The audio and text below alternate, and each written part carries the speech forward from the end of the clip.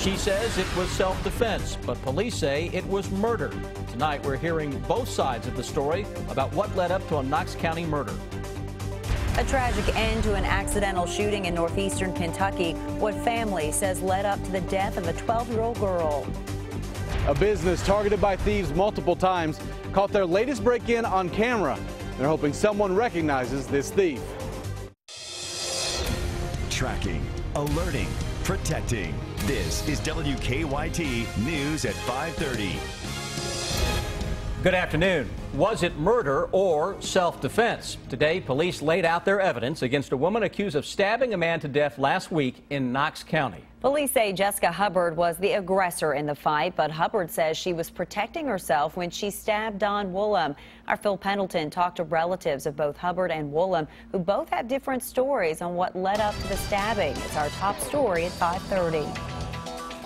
Great guy. He was a good Christian man. It can be said there's always two sides to every story, and in this one, relatives of the victim and the accused say that's certainly the case here. But I have a daughter that was just trying to defend herself. Kay Hubbard went to Knox District Court to hear the evidence against her daughter Jessica, who she says is no murderer. And he started, and it's sad, but she shouldn't be here for murder. But police say their witnesses tell them Hubbard was seen running out of the apartment with a knife and stabbed the victim, 38-year-old Don Woolham. I mean, he was the type of person, if somebody needed, food across town, he would take it out of our refrigerator and he would walk it to them if he had to. He was an amazing person. First time in jail. Hubbard told us during a jailhouse interview she was trying to help Black, who was in a heated argument with Woolham with children nearby. Police testified today that Hubbard told them the war of words escalated into an all-out fight between she and Woolham. Basically being pummeled by him, had her head down, at which time she started feeling for something to make him stop. That's when the stabbing occurred, but Woolham, being the aggressor, is not how his family describes him. I don't understand why, as good a person as he was, he loved his kids. The judge agreed there's probable cause and sent the case to a grand jury. Hubbard remains in jail on a $250,000 bond. In Knox County, Phil Pendleton, WKYT. Hubbard's mother also told us her daughter has a smashed sinus cavity from the fight and will need surgery. New details tonight about a shooting that killed a 12-year-old girl. The Boyd County coroner, Mark Hammond, has identified the young girl as Haley Marshall. He tells us the girl was helping her family move into their new home on 28th Street in Catlettsburg. Haley's grandfather says she was taking items out of a truck when a gun may have gotten caught on a strap, causing it to go off. It's an accident. He just started to take a gun out of the truck and it went off, he said. He said he hooked on a seat or something is what they're saying. The coroner says there was nothing suspicious about her death and they don't believe any drugs or alcohol were involved. Her body was taken to Frankfort for an autopsy. We continue to track a breaking news alert out of Lexington. New leadership is taking over the stalled Centrepointe project in downtown Lexington. New York City-based development firm Bridgeton Holdings, along with investor Matt Collins, a UK law student, plan to invest $166 million to complete the project. Bridgeton hopes to have work restarted in about 6 months, keeping the original plan of a mixed-use development consisting of a hotel, office, and retail properties. We'll have much more on the new Centrepointe investors ahead on WKYT News at 6. They've been the target of thieves several times. Tonight, we're tracking the theft and vandalism of a Laurel County business. Last week, police say that someone broke into Jennings truck trailer and refrigerant repair, and it was all caught on camera. Victor Puente takes a look at the video in a story that's new at 5:30. The trucking business behind me has been targeted by thieves multiple times. They're hoping video from the latest break-in will lead police to their burglar.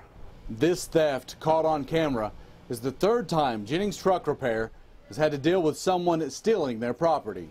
We had a semi-truck get stolen from here, and they took it down the road, stripped it, and burned it. I mean, it's just like, it's never ending. In this case, a man broke the glass of the front office door and crawled inside, taking power tools back to his SUV. They think they can't be caught. But police think this time they will be. I really think someone will see this video and I think they'll recognize the person. It's a really good video. Achardo believes the vehicle he's driving is a late model Jeep Cherokee. In the video, you can see the man walking around the property. Jennings says he was at the business for almost 10 minutes. It's hard. You know, you work hard to try to make a living, and people that work for you work hard to try to make a living, and someone comes in and steals your stuff. The thief was wearing a dark shirt and light shorts. Gail Jennings believes he'll pay for his crime one way or another. God will get whoever broke in my garage. To help motivate anyone who might know that burglar, the people here at Jennings are offering a $500 reward for information on that thief. In Laurel County, Victor Puente, WKYT. Deputies say the thief will be charged with burglary, theft, and criminal mischief. 2 men have been arrested after police say they found several stolen vehicles, including 2 semis on a property. Our county-by-county coverage at 5:30 begins in Rowan County. State police say a landowner called them after he found several stolen vehicles on his property. Troopers found 2 semi-trucks and a backhoe. So far, they've arrested 36-year-old Ronnie Kissinger, the second, and 42-year-old Billy Plummer. Both have been charged with receiving stolen property. Troopers tell us more arrests are pending.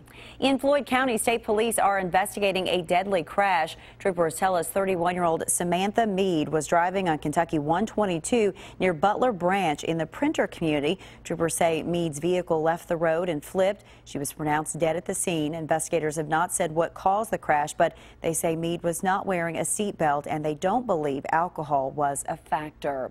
In Bullitt County, a former police chief has been sentenced to 2 years of probation after being convicted of lying to FBI agents. U.S. attorneys say former Hillview Chief Glenn Capel lied when he was questioned in April of 2012 about telling police officers to move a backpack characterized as a mobile meth lab from the city mayor's property. Other officers testify that Capel asked them to move it and then failed to report the incident. Besides the probation, a judge also ordered Capel to pay a $5,000 fine. Okay, don't be fooled by the weather. It's not time to flip the calendar just yet. We are tracking some fall-like weather moving into the bluegrass. What happened to summer? Chief Meteorologist Chris Bailey has an early look at the forecast. We never really had a summer. No, we really didn't. It was basically a washout of a summer. Now we're getting in on some dry times and very pleasant temperatures. It's been a great summer in terms of temps. 91's been the hot spot so far for Lexington. That's not bad at all. Right now across Kentucky, some sun, some clouds, 80, 82 degrees depending on where you are. Humidity levels, though, are beginning to drop from north to south. Little secondary push of some cooler and drier air is right on top of the region as of now. That is still giving us at least a widely scattered shower or thunderstorm. Northeastern Kentucky, southeastern Kentucky, 1 or 2 have been trying to pop here into the Lexington metro. We've got one between Lexington and Richmond right now into northern parts of Madison County. Not too far away from the Red House area, southeastern Kentucky, isolated. That's basically how it's been on and off all day. Flow continues to come at us from the north. You can actually see the movement of the clouds coming in from north to south. Smallest threat this evening, 99% of the area should stay dry. Temperatures, though, will quickly begin to drop into the upper 60s by the time we roll into 11 o'clock this evening. Then the September air moves in. Guys, we'll update that and talk about the weekend. Never too early to talk about the weekend, is it? That's in about 10 minutes. No, it's not. Thank you, Chris. Kentucky Wildline firefighters are answering a call for help. Today, the state announced that they are sending firefighters to Washington, California, and North Carolina. The Kentucky Division of Forestry has dispatched 14 firefighters to the Bald Knob Fire in North Carolina. They're joining a Division of Forestry public information officer who went out last week. Earlier this month, 6 firefighters were sent to a fire in Northern California, and 1 firefighter went to Washington as a single resource agent. The state says that with Kentucky's fall fire hazard season beginning in October, this could be the last chance for the states to send aid to other states. A traffic alert to pass along to you tonight. Part of New Circle Road will be shut down periodically over the next week. Crews will start demolishing the Alexandria Drive Bridge on the inner loop of New Circle tomorrow. Traffic will be stopped on Alexandria Drive for 15-minute intervals. Crews will be working on the bridge from 9 a.m. to 3 p.m. on weekdays through next Wednesday. And remember, crews are blasting along the inner loop between Versailles Road and Old Frankfort Pike this week. All blasting will take place between 9 a.m. and 2 p.m. each day through Friday. This is all part of an ongoing widening project on New Circle Road. The mother of a man killed on a narrow Scott County road is joining pleas to have that road widened. Last October, 22-year-old Trevor Spencer and his 3-year-old son Skylar died in a head-on crash on Stamping Ground Road. The other driver also died. Last week, we shared the story of Elizabeth Carroll. She identified herself as Trevor's stepmother and talked with us about the need to widen the road.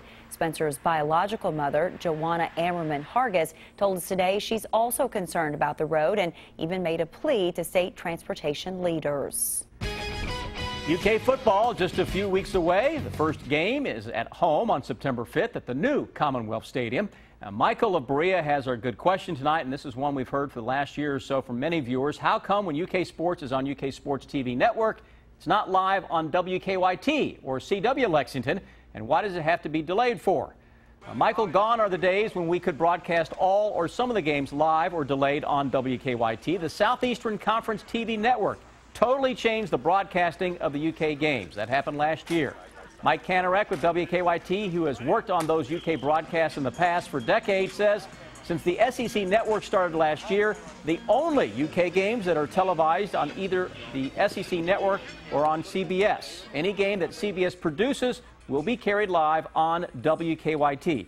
Now, the delayed games, let me go to that part. The live and delayed games that we used to do were part of the UK television network, which is no longer permitted to carry any games. Hope we cleared that up for you. If you have a good question, go to WKYT.com.